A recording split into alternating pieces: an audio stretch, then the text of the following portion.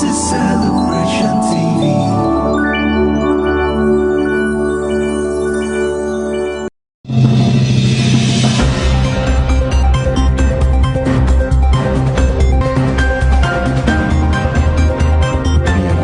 To 15.7 trillion naira by the end of December 2019. Senior Democrats have responded by accusing him of committing a gross offense. The All Progressives Congress has vowed to punish the Ogun State Governor Ibikule Amosu.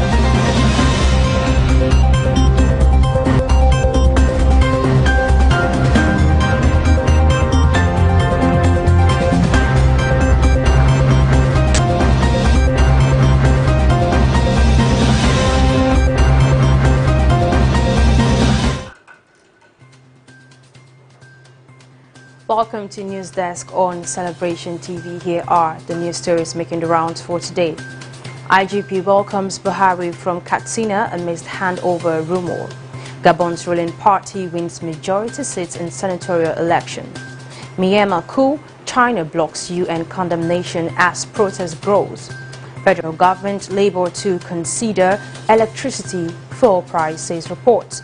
Man United trash Southampton 9-0. I am Comfort James and I will be back with the news in details just right after this break.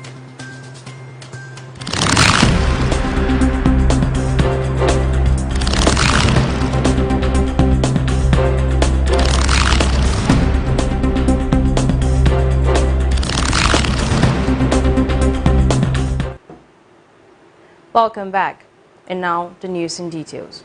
On COVID-19, governors working with federal government on vaccine procurement, says NGF. The forum's chairman and the governor of Ekiti State, Dr. Kayode Fayemi, said this while delivering a lecture titled "The Role of Nigeria's State Governments in Recovery on Responses to COVID-19 Linked Challenges" at Chatham House event in London, UK. Fayemi in his speech says the COVID-19 pandemic had caused significant disruption to the health and economy of nations, including Nigeria. They expect that about 80 million doses of vaccines will be made available in 2021 to cover 40% of the population, while another 60 million doses are being planned ahead of 2022.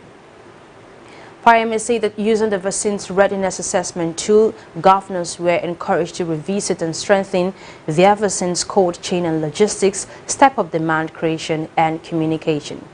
He added that governors had also been enjoined to map out priority persons to receive vaccines, amongst other things. And moving forward, 30,000 scholars benefit from Commonwealth Scholarship in 61 years, says the federal government. The federal government says a total of 30,000 scholars in the country have so far benefited from the Commonwealth Scholarship between 1959 and now. Majority of the beneficiaries, according to the Minister of Education, Malam Adamu, who disclosed these, made significant contributions to Nigeria's development.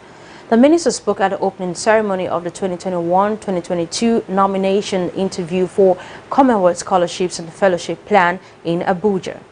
Speaking through his representative and permanent secretary of the ministry, Sunny Ekono, Adamu noted that the award of scholarship would be strictly guided by the criteria set by the Commission with high priority to relevance to national development.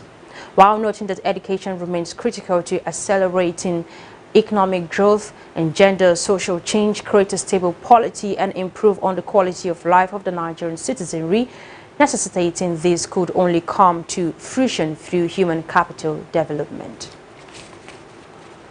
In another news, IGP welcomes Buhari from Katsina amidst handover rumor. The Inspector General of Police, Muhammad Adamu, amongst one of the top government officials who welcomed the President Muhammad Buhari back to Abuja, the nation's capital.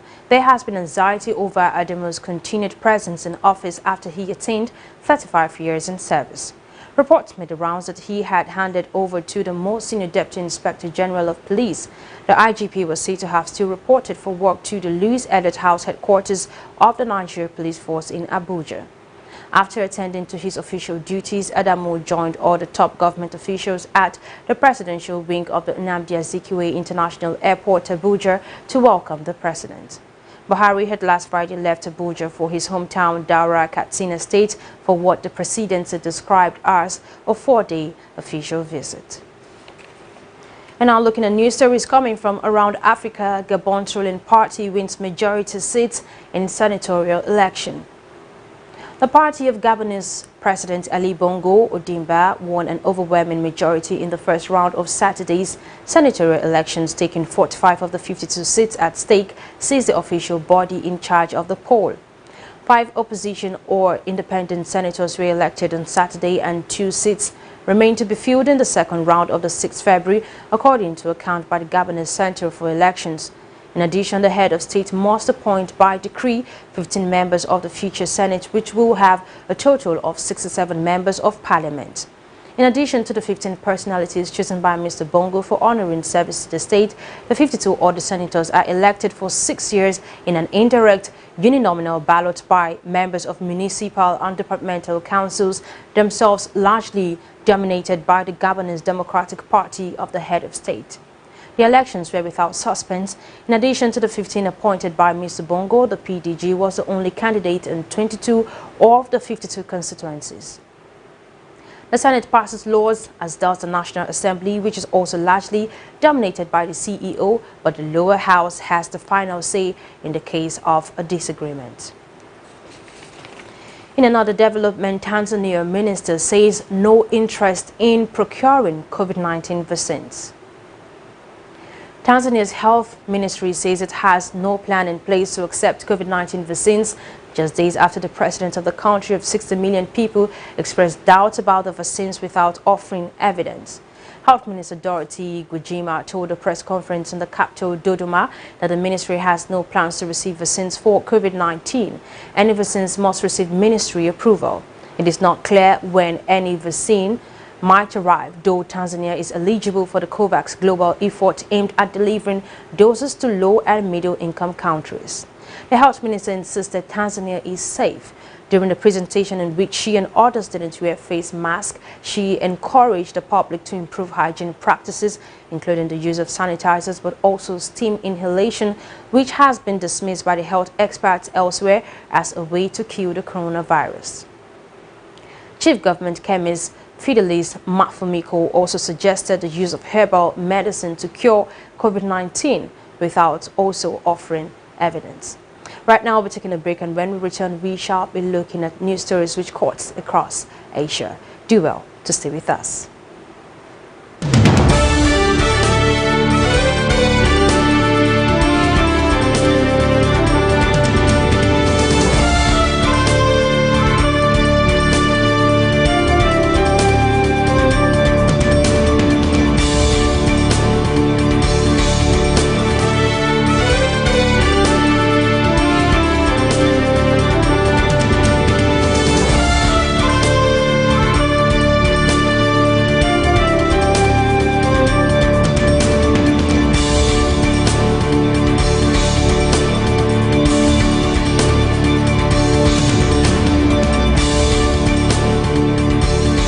This will answer the questions of your heart. Believe God with me that this will be a turning point in your life.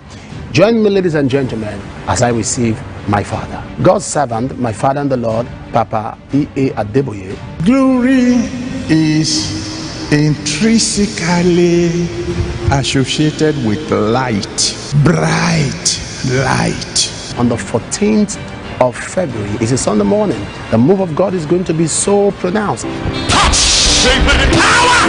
Amen. If you're watching Celebration TV, you can watch us on Sky Channel. You can join us online. International Worship Center, Omega Farm Ministries, kilometer 132 Benin Okene, Abuja Expressway, Auchi, Edo State, Nigeria. It will be very exciting and it will be powerful on the 14th of February as I receive my father. Ebenezer 2021.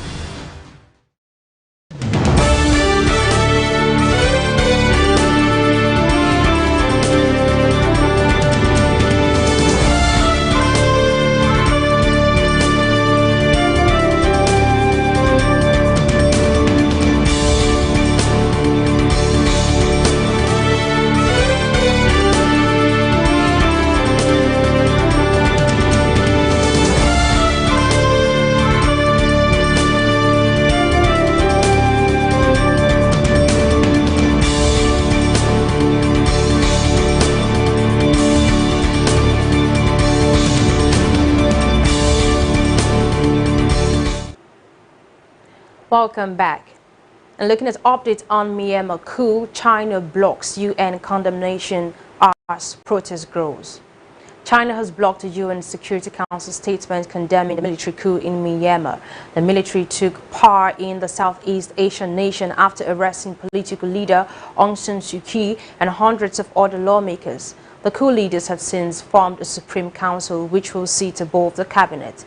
In Myanmar's biggest city, Yangon, though signs of resistance and civil disobedience have been growing, the United Nations Security Council met but failed to agree on a joint statement after China did not support it. China has the power of veto as one of the 5 permanent members of the Council. Ahead of the talks, the UN Special Envoy on Myanmar, Christine Schreiner, strongly condemned the military takeover, which came after the army refused to accept the outcome of general elections held in November.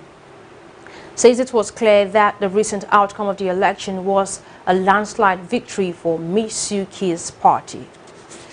And looking at more updates this time around from Europe, Mario Draghi to form new Italian government. Italy's president is to meet former Central European Bank head Mario Draghi later today, where he is expected to ask him to form a government. This comes after party leaders failed to agree on a new coalition following the resignation of Prime Minister Giuseppe Conte last week. President Sergio Mattarella says Italy needs a high-profile government. Italy is still grappling with coronavirus and is also facing the worst economic crisis in decades. The president's spokesman confirmed that the meeting with Mr. Draghi will take place today. Mr. Mattarella hopes that the new government will have rather parliamentary backing. He warns that the only alternative would be to hold early elections, but that will leave the country in a state of uncertainty. Meanwhile, Italy's Five-Star Movement says it will not back a government led by Mr. Draghi. Right now, looking at news from the world of business. Federal government laboured to consider electricity fuel price, says reports. The federal government and the organized labor will reconvene on February 22nd for the consideration of the reports of the bipartite technical committees on fuel price and electricity tariff. The Minister of Labor and Employment, Senator Chris Ngige, mentioned this after a bipartite meeting between the federal government and the organized labor at the banquet hall of the presidential villa, Abuja. Ngige said they received and adopted the report of the Technical Committee on Premium Motor Spirits Pricing Framework, while that of the Electricity Tariff Committee was expected in a week's time. He explained that the organized labor requested for some time to subject the report on PMS pricing to their organs for further investigation. The Technical Committee on Electricity Tariff has not finished. They expect the report in a week's time, so cogently they are reconvening on the 22nd of this month to take both reports. The report of the Technical Committee on PMS pricing was presented at a meeting by the chairman of the committee, Onoche Anyaku, a former executive director, refineries operations and petrol pricing in the Nigerian National Petroleum Corporation. And still on business, telcos collect 56.18 million names. Federal government fixes April 6 as deadline.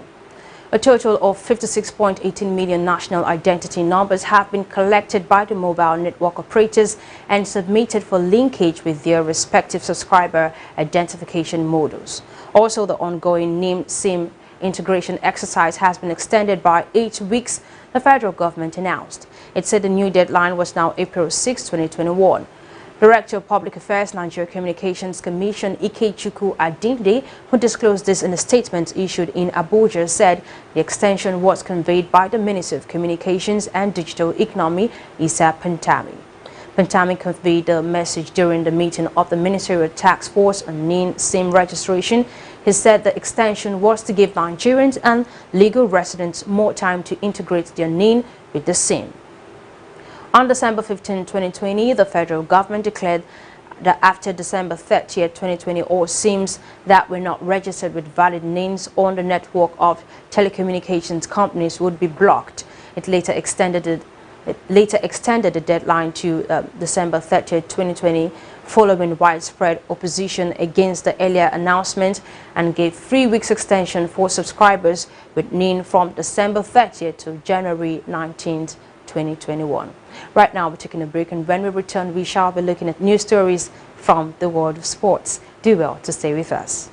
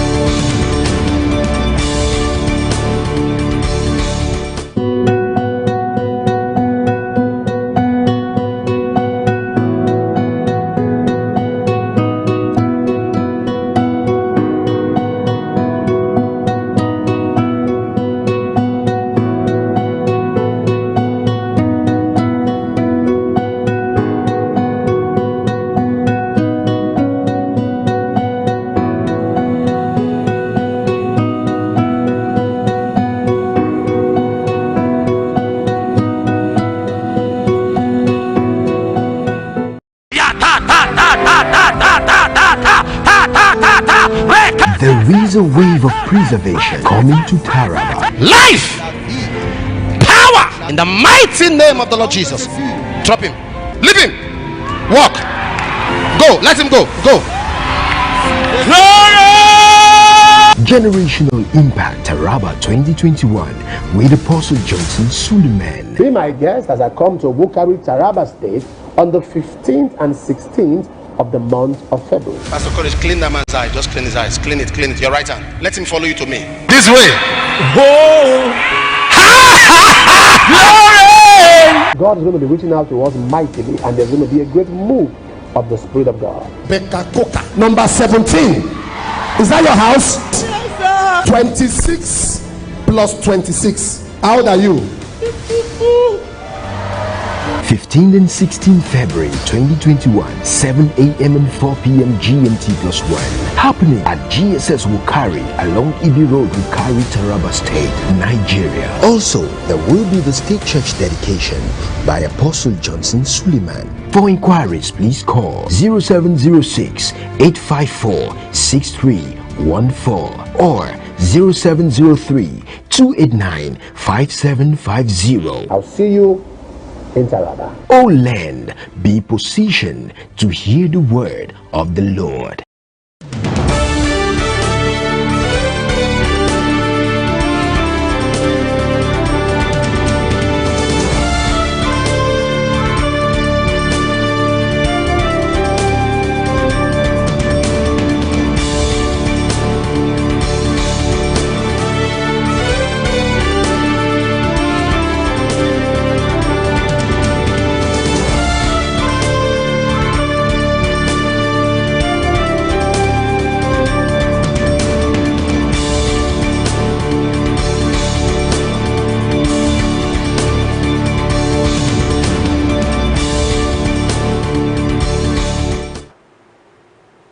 Welcome back to News Desk on Celebration TV. And now from the world of sports, Man United trashed Southampton 9-0. Manchester United equaled the biggest win in Premier League history as they crushed 9-man Southampton 9-0, while Arsenal had 2 players sent off in their defeat at Wolves. Rampant United scored 4 times in the first half after Southampton's teenage midfielder Alexander Jaquinwitz was dismissed in the second minute at Old Trafford. Ole Gunnar Solskjaer's side hit 5 more after the break, tying them with Leicester's 9-0 win at Southampton in 2019 and United's own 9-0 victory against Ipswich in 1995. Aaron Wan-Bissaka's goal opened the floodgates and Marcus Rashford backed United second. Jean Bernadette's own goal made it free for the hosts before Edison Cavani added the fourth. The goals kept coming as Anthony Martial and Scott McTominay netted before Bruno Fernandes' penalty after Bednarek was sent off. Martial and Daniel James scored in stoppage time to complete an incredible display by the United. Moving forward, On Italian Corp, Ronaldo double gives Juventus edge over Inter.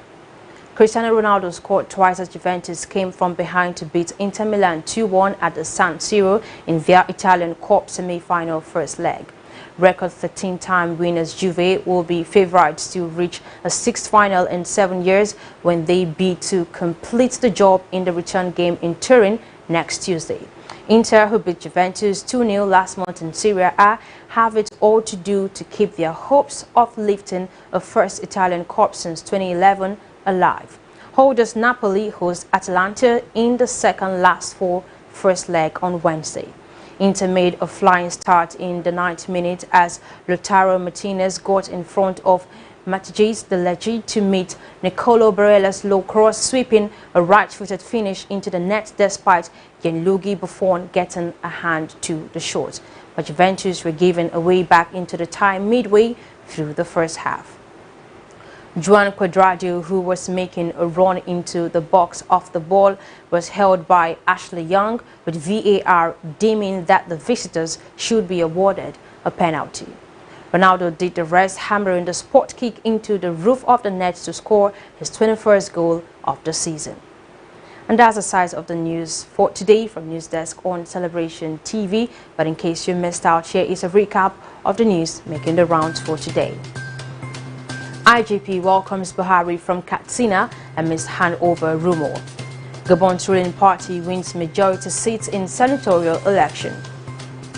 Myanmar coup, China blocks UN condemnation as protest grows. Federal government labor to consider electricity fuel price, says reports. Man United trash Southampton 9-0. And now to the photo of the day. Looking at the photo of the day, there is a lady imagining how she can get slim. Now, I believe that there are others who want otherwise. Sometimes what you like is another person's dislike. So what do you want to change in you currently when you are in the best version of yourself? So the best to do is to love yourself because someone else wishes to be just like you. I want to hear your thoughts on the photo of the day, so do well to reach back to us via our social media platforms. On Facebook, Celebration TV, on Instagram, My Celebration TV, on Twitter, at My Celebration TV, on YouTube, Celebration TV. Now, your positive contribution to the wellness of the society you find yourself in or the organization you work in defines your leadership might.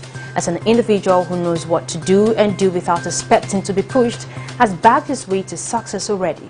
So be it known today that everything we do, think, feel, and believe either has a positive or negative effect on humanity and our national well-being. So be a part of nation building today. I am Comfort James, and at least many thanks for watching.